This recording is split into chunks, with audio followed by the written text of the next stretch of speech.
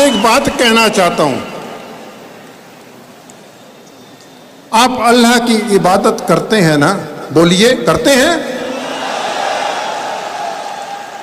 अल्लाह से प्यार करते हैं और अल्लाह के नजदीक जाना चाहते हैं? तो एक फिर बात मेरी ध्यान से सुन के जाइएगा, मेरी बात ध्यान से सुन के जाइएगा। अल्लाह खुश होगा, अल्लाह आप पे और रहमत करेगा अगर आप बेइंसाफी के खिलाफ लड़ेंगे। अस्सलाम वालेकुम दोस्तों, मैं हूं शारिफ खान। उन लोगों का सीना फट जाता है जो इस्लाम धर्म से ताल्लुक नहीं रखते, गैर मुस्लिम भाई हैं हमारे सिख। वो कह रहे हैं चीख चीख करके, जब किसी मुसलमान की दुकान पर बुलडोजर चलता है, उस दुकान पर जिसको उसने एक एक रुपया जोड़ करके अपना पेट काट करके एक एक रुपया जोड़ा था, उसके बाद उसने अपनी दुकान को बनाया था, उस दुकान के सहारे अब उसका पूरा 7 से 8 लोगों का परिवार चलता है। ऐसी दुकानों पर जब बुलडोजर चलता है तो ये सारी चीजें देख करके सिख भाई कहते हैं हमारा कलेजा फट जाता है। लेकिन अपने ऐशो आशाइश के अंदर मुब्तला वो मुस्लिम समाज के लोग, जिनको अल्लाह ने इतना रुतबा दिया है, इतना पैसा दिया है और प्रशासनिक तौर पर भी इतनी ताकत दी है कि वो जुल्म के खिलाफ आवाज़ उठा सकें, लेकिन वो आवाज़ नहीं उठाते हैं। आज का वो दौर चल रहा है, इस दौर के अंदर हर एक इंसान अपना पैसा बढ़ाने में लगा हुआ है। वो ये सोचता है कि अगर मैं किसी विशेष पार्टी या किसी राजनीतिक बड़ी पार्टी के खिलाफ बात करूंगा या उसके खिलाफ याचिका लगाऊंगा तो मेरी बेइज्जती हो जाएगी। जो कुछ चंद नेताओं में मेरी बातचीत है वो मेरी बातचीत खत्म हो जाएगी और लोग मुझे बड़े बुरे नज़र से देखेंगे। अरे इज्जत का देने वाला अल्लाह है, जिल्लत का देने वाला अल्लाह है, तो क्यों डरता है इंसान? तो दोस्तों, इस सब पर बातचीत करने के लिए हमारे साथ आज बलविंदर सिंह जो हैं, जो सिख समाज से रहते हैं, मुस्लिम समाज के एक बड़े लाखों की तादाद में भीड़ के सामने खड़े होकर के कहते हैं कि तुम्हारा अल्लाह तुमसे जब तक प्यार नहीं करेगा, जब तक तुम नाइंसाफ़ी के खिलाफ उठोगे नहीं, नाइंसाफ़ी के खिलाफ लड़ोगे नहीं।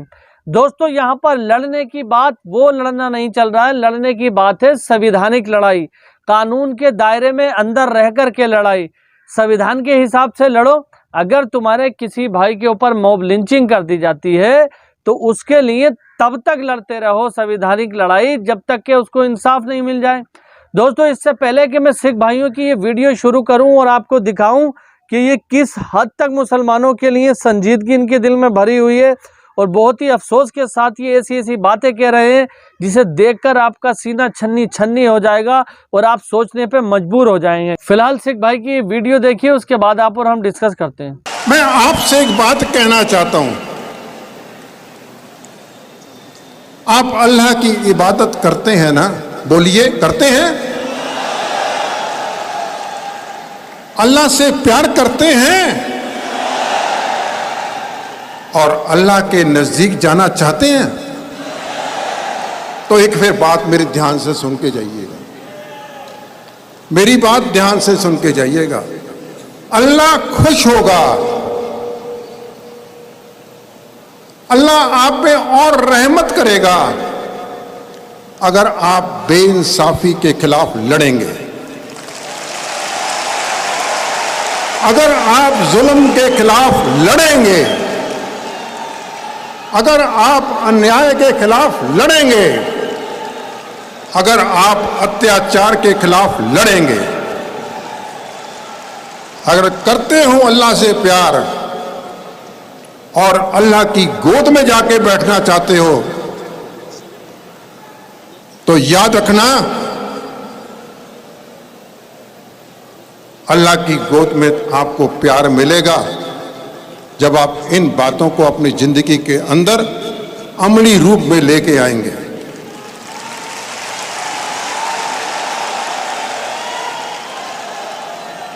याद रखना, ये दिल्ली में लाल किले के सामने एक गुरुद्वारा है। गुरु तेग बहादुर साहब जहां पर शहीद हुए थे। मेरे 9वें गुरु तेग बहादुर साहब का हुक्म है, हमें आदेश है, भय काहू को देत न भय मानत आन। इसका सरल अर्थ ये है, ना मैं किसी को डर देता हूं और ना किसी का भय लेता हूं। आपके अंदर ये कैरेक्टर पैदा होना चाहिए, ना किसी को भय देंगे और ना किसी का भय कबूल करेंगे। यहां पर बात की गई थी, बहुत बढ़िया तरीके से की नोट एड्रेस पढ़ा गया था अनीस अहमद जी ने। तो उन्होंने यूएपीए की बात की, काले कानूनों की बात की, एनआईए की बात कही। शायद मेरे दोस्त को पता नहीं कि पंजाब के अंदर हम लोग सिख इस दिल्ली की सरकार का जो दमन है, अत्याचार है, यूएपी के अंदर और एनआईए के अंदर हमारे सिख नौजवान इसका बहुत बड़ा शिकार हो चुके हैं। और मुसलमानों के ऊपर और सिखों के ऊपर ये लागू होगा और किसी पर लागू नहीं होगा।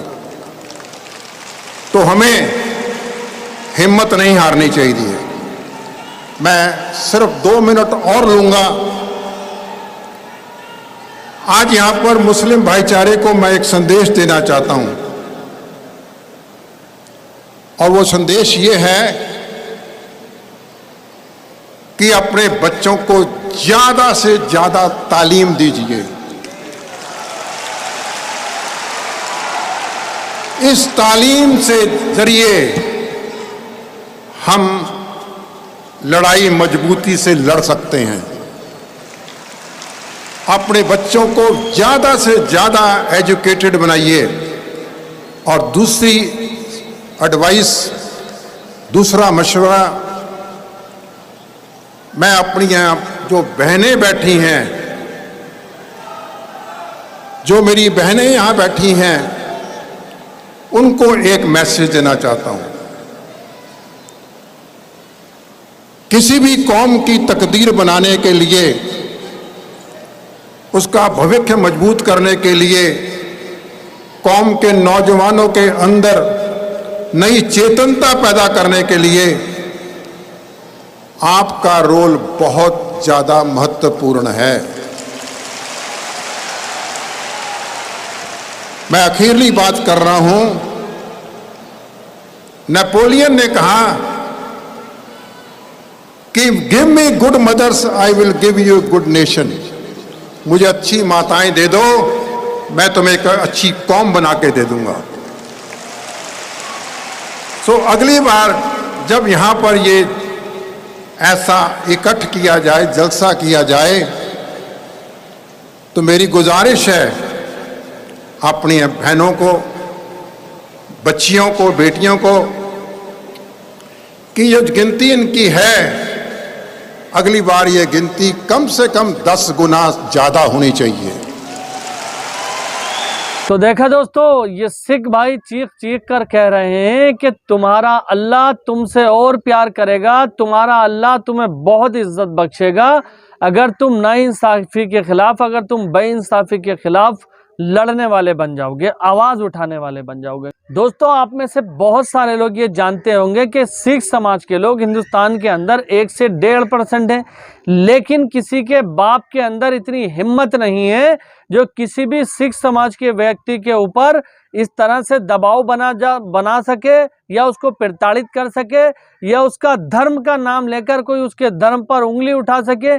किसी के माई के लाल में इतनी हिम्मत नहीं है। ये हिम्मत क्यों नहीं है? सिख समाज के लोग किसी को मारने तो नहीं जाते, सिख समाज के लोग किसी को गाली गलौज बिना वजह तो नहीं करते, सिख समाज के लोग हमेशा मदद करते हैं, प्यासे को पानी पिलाते हैं, भूखे को खाना खिलाते हैं। आप किसी गुरुद्वारे के अंदर चले जाइए, वहां पर आपसे आपका धर्म नहीं पूछा जाएगा, आपको खाना मिलेगा। लेकिन उसके बावजूद भी सिख समाज के लोगों के खिलाफ बोलने की हिम्मत किसी की क्यों नहीं होती? जानते हो क्यों?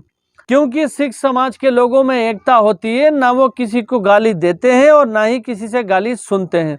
दोस्तों, मैं आपको एक बात बता दूं, अगर किसी व्यक्ति ने किसी हमारे सिख भाई के खिलाफ एक शब्द बोल दिया ना, तो पूरी की पूरी कम्युनिटी जब तक उससे माफ़ी नहीं मंगवा लेगी ना, तब तक उसको छोड़ेगी नहीं।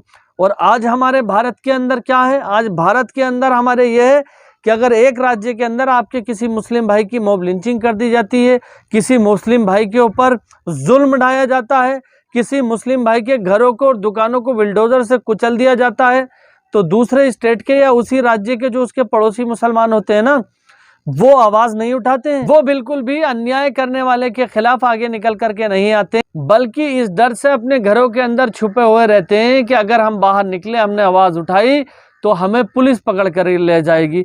अगर पुलिस तुम्हें पकड़ करके ले जाएगी तो कोर्ट है, संविधान है, कानून है, जब तुमने कोई जुर्म नहीं किया होगा तो तुम्हें पुलिस क्यों पकड़ेगी? अगर गैर कानूनी तरीके से तुम्हें कोई पुलिस वाला पकड़ता है तो पकड़ने दो, आगे तो बढ़ो, संवैधानिक तौर पे आवाज उठाओ, कानून के दायरे में रह करके आवाज उठाओ, लेकिन जुल्म और जाति के खिलाफ आवाज उठाओ। जब तक भारत का मुसलमान जागेगा नहीं, तब तक इसी तरह से लोग उसके धर्म के खिलाफ बोलते रहेंगे, उसके समाज के लोगों के खिलाफ बोलते रहेंगे। फिलहाल अगर आप मेरे चैनल पर पहली बार आए तो चैनल को सब्सक्राइब करके बेल आइकन पर ऑल का बटन सेलेक्ट कर लेना। इंशाल्लाह इसी तरह की एक नई वीडियो के साथ बहुत ही जल्द आपके सामने हाजिर होऊंगा। तब तक अपने भाई को इजाज़त दीजिए। खुदा हाफिज। जय हिंद, जय भारत।